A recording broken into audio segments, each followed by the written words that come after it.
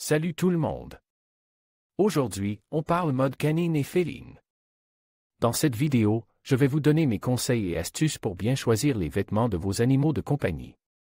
On verra ensemble pourquoi des ensembles spéciaux sont parfois nécessaires et comment choisir la bonne taille, la bonne matière. Et le bon style pour le confort et la sécurité de votre petit compagnon.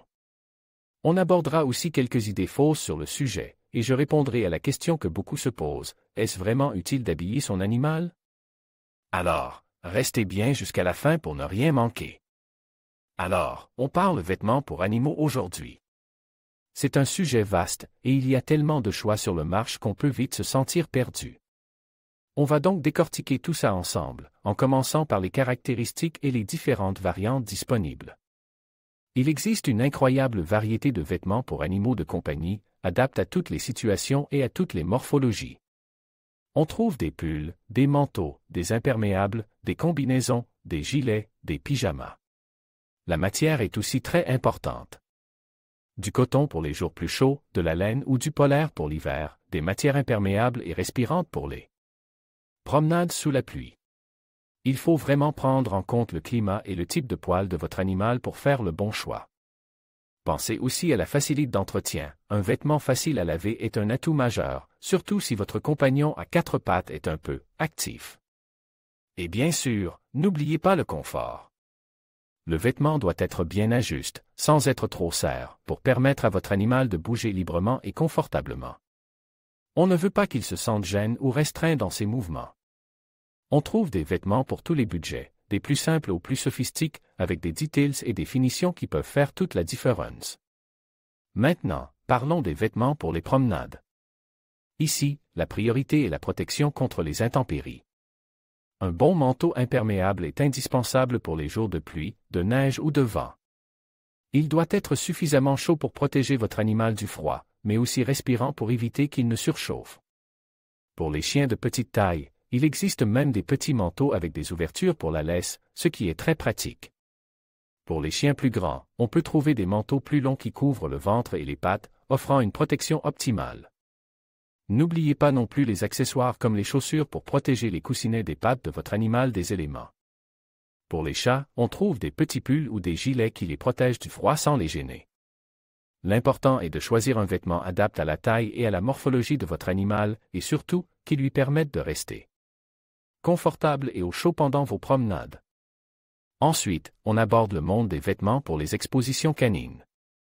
Ici, l'esthétique est primordiale. Les vêtements pour les expositions sont souvent conçus pour mettre en valeur la morphologie du chien et sublimer sa beauté naturelle.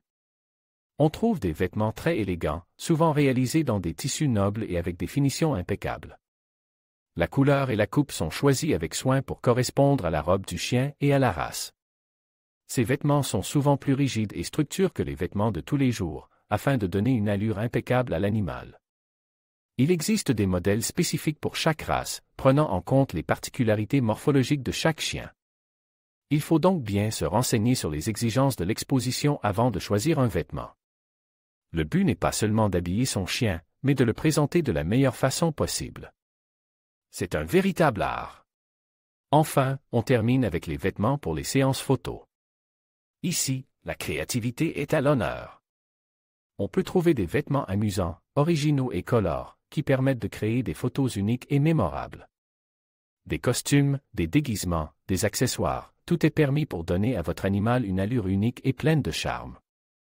L'objectif est de créer des images originales et ludiques, qui reflètent la personnalité de votre animal et votre créativité.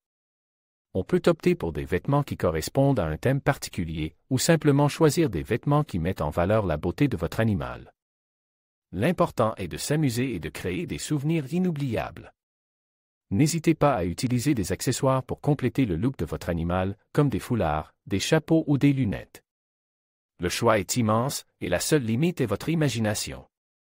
Bonjour à tous et bienvenue sur ma chaîne.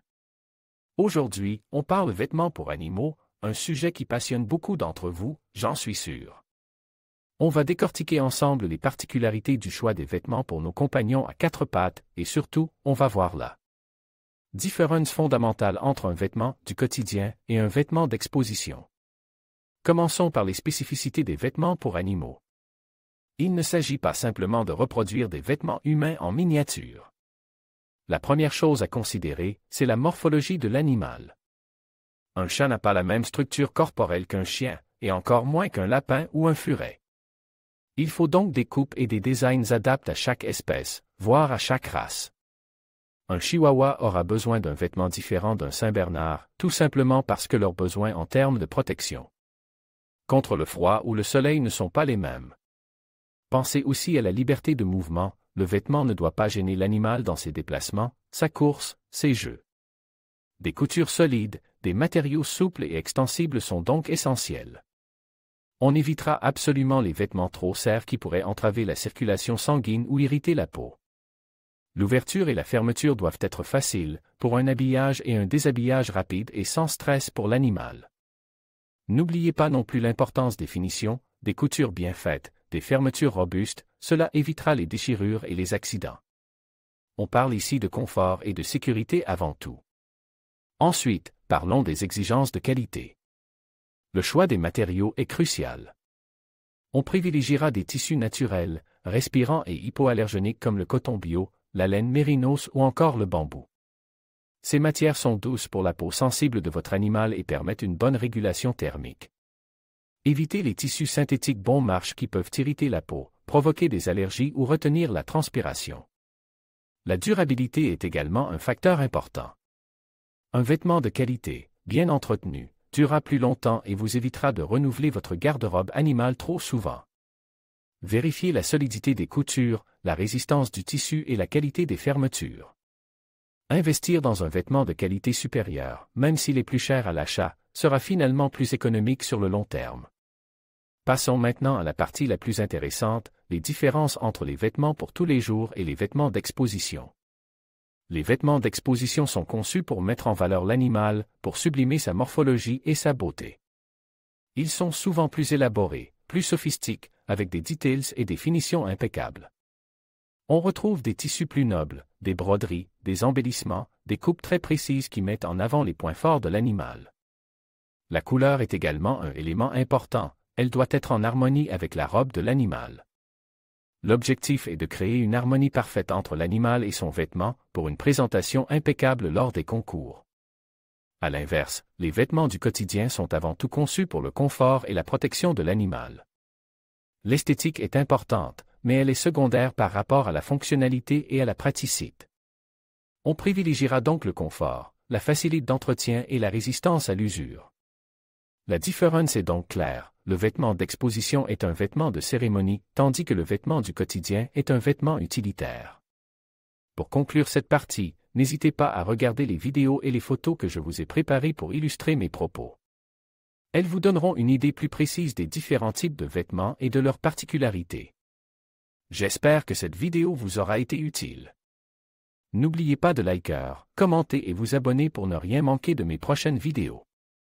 À bientôt.